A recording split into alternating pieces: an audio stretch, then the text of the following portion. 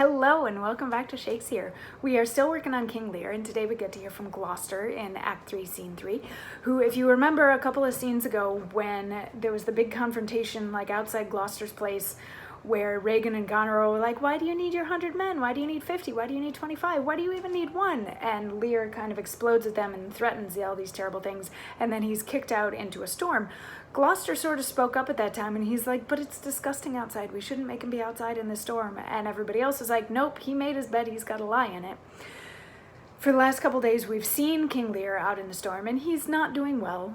He's sort of slipping in between lucidity and non-lucidity, and the Fool and Kent, who's in disguise, have managed to get him into a hovel just so that he doesn't, catch his death out in this storm.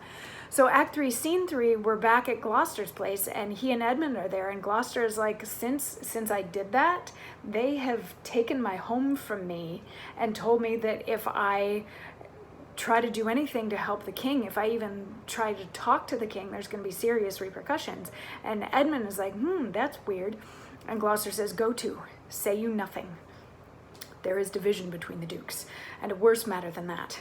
I have received a letter this night. It is dangerous to be spoken.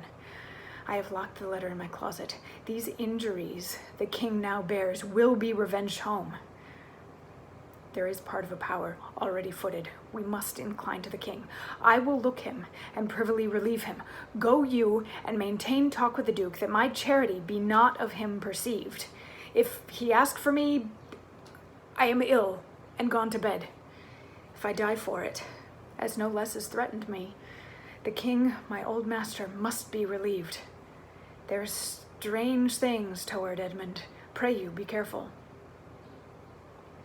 So this little tidbit reiterates the fact that Cornwall and Albany are ready to go to war with each other, and they're actually already starting to muster armies. So Gloucester wants to go and find King Lear and help him and support him.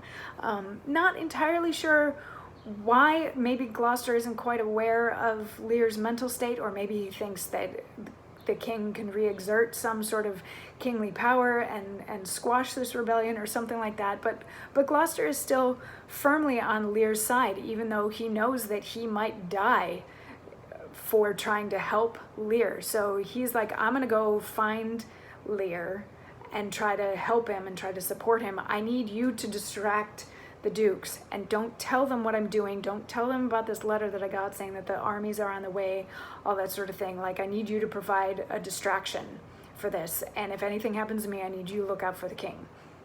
And then he leaves, and Edmund gets a brief moment on the stage to remind us of what sort of character he actually is, and he's like, yeah, I'm gonna go tell the duke about all this and about the letter, so that should earn me something. And that's the end of Act 3, Scene 3. So yay, Edmund the Bastard, the moral compass of this show. Anyway, yeah, so that's Act 3, Scene 3. And yeah, we get to dig into more Shakesyear with King Lear as we figure out exactly where his brain goes from here. I should never rhyme. I'll see you tomorrow.